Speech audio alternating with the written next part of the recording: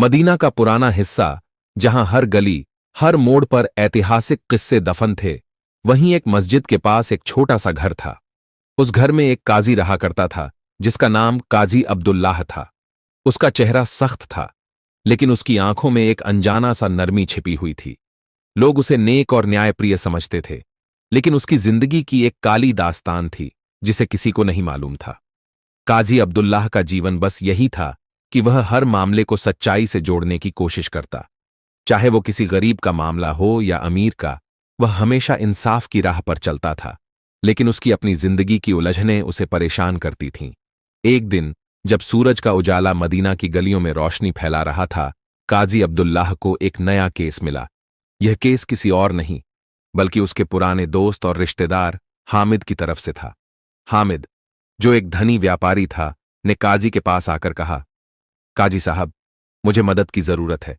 मेरे भाई यूसुफ पर एक गंभीर आरोप लगा है।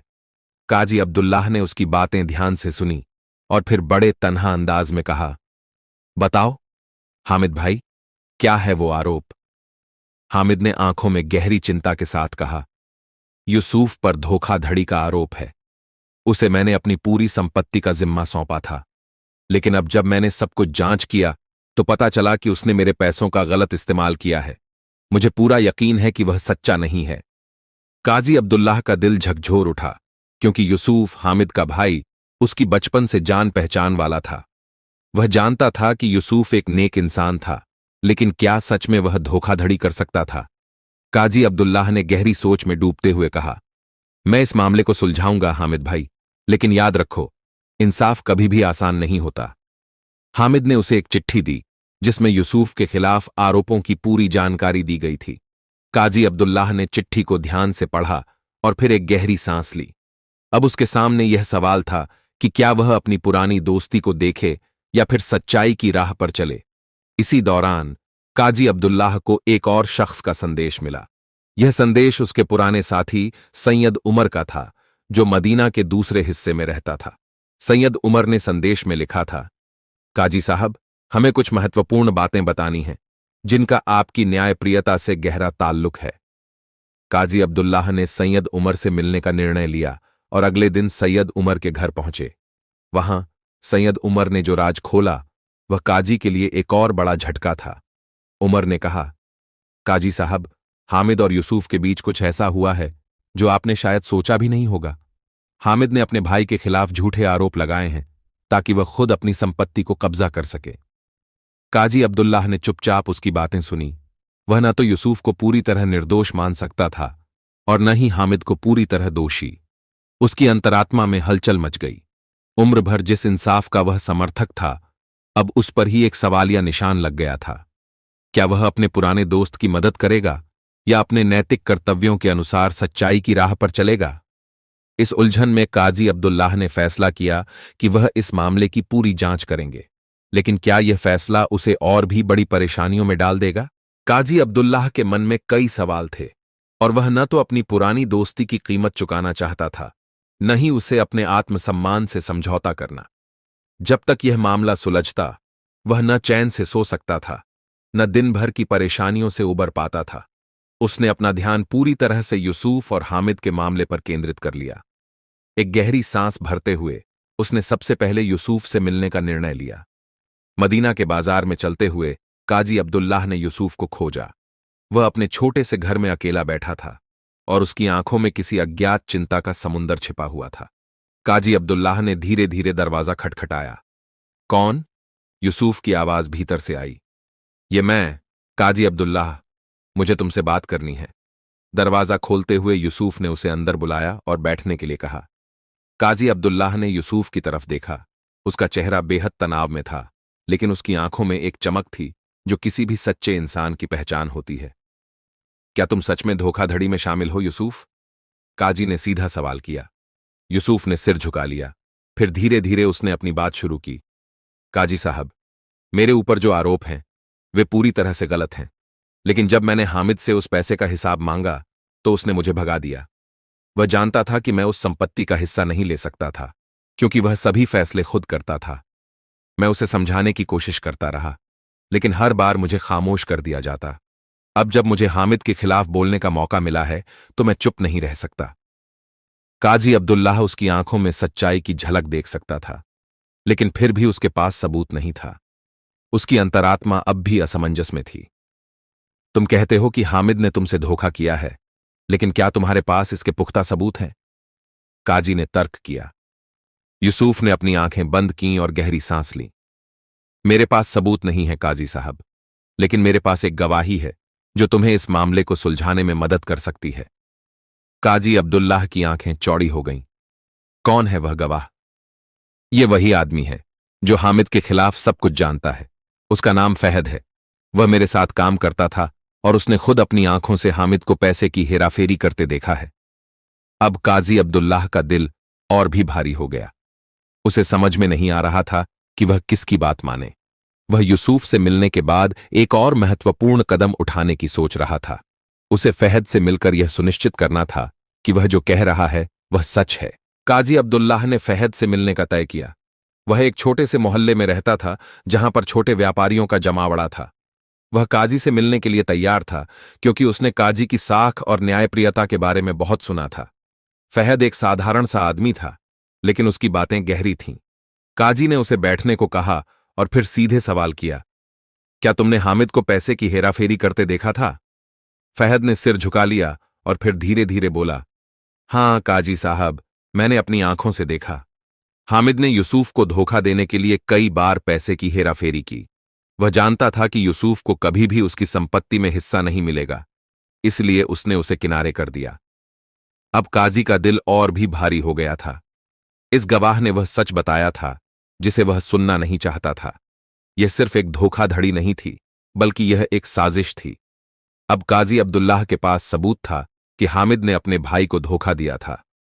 लेकिन अगर यह सब सच है, काजी ने गंभीर आवाज में कहा, तो हामिद के खिलाफ क्या कदम उठाएगा? फहद ने काजी की आंखों में गहरी चिंता देखी। यह तुम पर निर्भर करता है काजी साहब। अगर तुम सच का साथ दो तो तुम्हारी साख पर कोई सवाल नहीं उठेगा, लेकिन क्या तुम अपने पुराने दोस्त के खिलाफ खड़े हो पाओगे? काजी अब्दुल्लाह की अंतरात्मा में हलचल मच गई। वह अब एक ऐसी स्थिति में था जहां उसे इंसाफ और दोस्ती के बीच एक कठिन चुनाव करना था। क्या वह अपने पुराने दोस्त की मदद करेगा या सच्चाई का पक्ष लेंगे? अब काजी अब्दुल्लाह के पास दो रास्ते थे। एक रास्ता था अपने दोस्त को बचाने का और दूसरा रास्ता था सच्चाई का पालन करने का।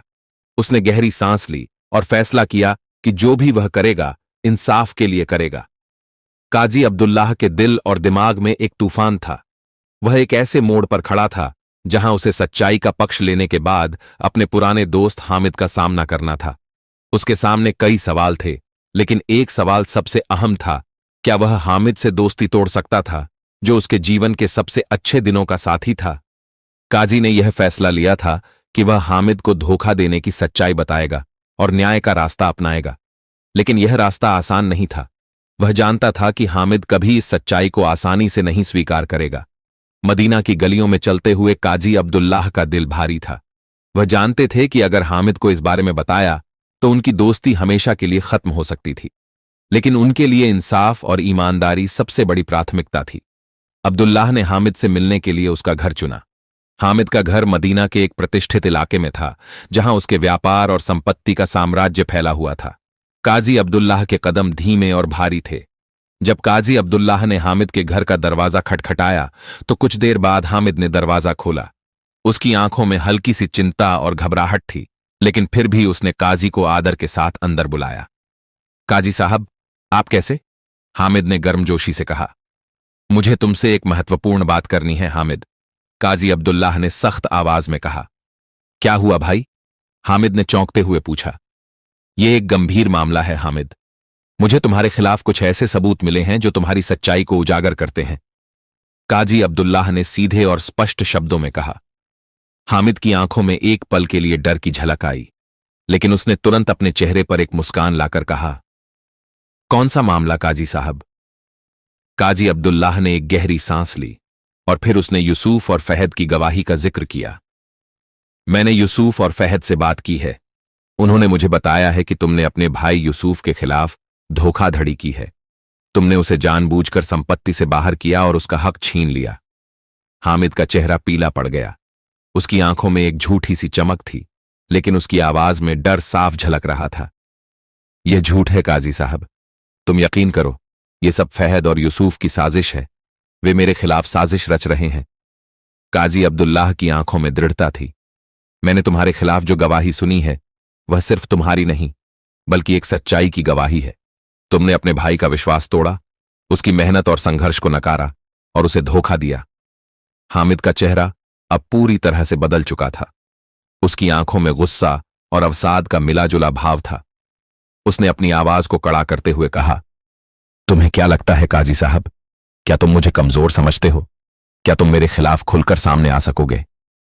काजी अब्दुल्लाह ने उसकी आंखों में गहरी नजर डाली और कहा, तुम्हारी ताकत नहीं बल्कि तुम्हारा झूठ मुझे डराता है हामिद। मैं तुमसे इस धोखे का हिसाब लूंगा। इंसाफ के बिना इस दुनिया में कोई राहत नहीं है। हामिद की आंखों में अब घृणा और नफरत की झलक थी। उसने काजी अब्दुल्लाह की बातों को अनसुना करते हुए कहा, तुमने जो फैसला किया वह तुम्हारा है, लेकिन याद रखना काजी साहब, मैं तुम्हारे खिलाफ हर रास्ता खोल दूंगा। काजी अब्दुल्लाह ने गहरी सांस ली और बिना कुछ कहे वहां से चला आया। उसका दिल भारी था, क्योंकि उसने एक ऐसी दोस्ती को खत्म किया था जो उसे कभी बहुत प्यारी थी। लेकिन अब काजी अब्दुल्लाह को एक और कड़ा फैसला लेना था। उसे इस मामले को अदालत तक ले जाना था, जहां उसे पूरी सच्चाई सामने लानी थी। अब्दुल्लाह ने अगले दिन अदालत में पेशी का समय तय किया। जब वह अदालत पहुंचा तो उसने देखा कि हामिद ने अपनी पूरी ताकत झोंक दी थी। वह जानता था कि अगर उसने सही समय पर कदम नहीं उठाया तो वह झूठी सच्चाई से हार सकता था। अदालत में दोनों पक्षों की गवाही दी गई। यूसुफ और फहद ने अपनी बात रखी और काजी अब्दुल्लाह ने पूरी सच्चाई को सामने रखा। हामिद ने अपनी सफाई देने की कोशिश की, लेकिन काजी अब्दुल्लाह के सामने उसकी कोई चालाकी नहीं चल पाई। आखिरकार अदालत ने हामिद को दोषी ठहराया और यूसुफ को उसकी संपत्ति का हक दिया। यह एक ऐतिहासिक जीत थी, लेकिन काजी अब्दुल्लाह का दिल भारी था। उसने जिस इंसाफ की खातिर यह सब किया था, वही इंसाफ अब उसकी अपनी जिंदगी में एक घाव बनकर रह गया था। काजी अब्दुल्लाह की आंखों में अब कोई चमक नहीं थी। वह इंसाफ के लिए लड़ते हुए अपनी दोस्ती और अपने आत्मसम्मान को खो चुका था। अदालत का फैसला यूसुफ के पक्ष में था और हामिद को धोखाधड़ी का दोषी ठहराया गया था। लेकिन काजी का दिल भारी था। उसे एक सच्चे इंसान की तरह हमेशा सच का साथ दिया था, लेकिन अब वह जानता था कि उसके फैसले ने उसकी जिंदगी में एक खालीपन छोड़ दिया है।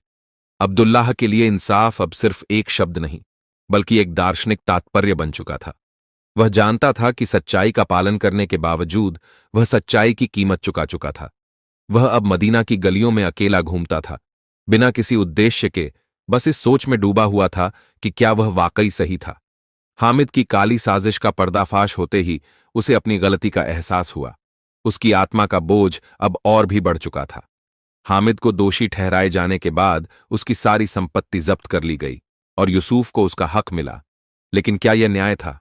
काजी अब्दुल्लाह के लिए सवाल अब था, क्या न्याय हमेशा सच्चा होता है या कभी-कभी हमें अपनी आत्मा से भी संघर्ष करना पड़ता है?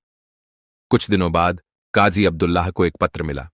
यह पत्र हामिद की तरफ से था। काजी ने जब उस पत्र को खोला तो उसे यह पढ़कर शौक लगा। हामिद ने लिखा था, काजी साहब, मैं जानता था कि तुम हमेशा सच्चाई के रास्ते पर चलते हो, लेकिन तुम्हारा फैसला मुझे तोड़ देगा। मैंने जो किया उसके लिए मुझे गहरी शर्म है, लेकिन तुमसे एक आखिरी बात कहनी थी। यूसुफ को उसने कभी नहीं सच्चा भाई माना। वह सिर्फ एक तंत्र था जो मैंने अपनी बुराई के लिए इस्तेमाल किया। अब मेरी सजा पूरी हो चुकी है, लेकिन क्या तुम जानते हो काजी साहब कि इस फैसले ने मेरी जिंदगी की सबसे बड़ी सजा दी है? काजी अब्दुल्लाह ने पत्र पढ़कर आंखों में आंसू महसूस किए। हामिद की हालत को देखकर वह द्रवित हो गया। वह जानता था कि हामिद ने अपने किए की सजा जरूर पाई थी, लेकिन क्या इस सजा से उसकी आत्मा को शांति मिलेगी? क्या इंसाफ जो उसने किया था वास्तव में सही था?